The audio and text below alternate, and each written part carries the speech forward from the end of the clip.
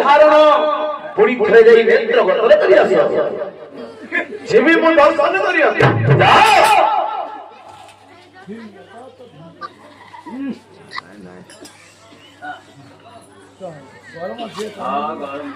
हे महाराजा धीराजेश्वर महामंत्री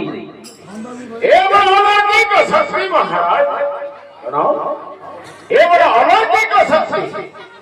स्वयं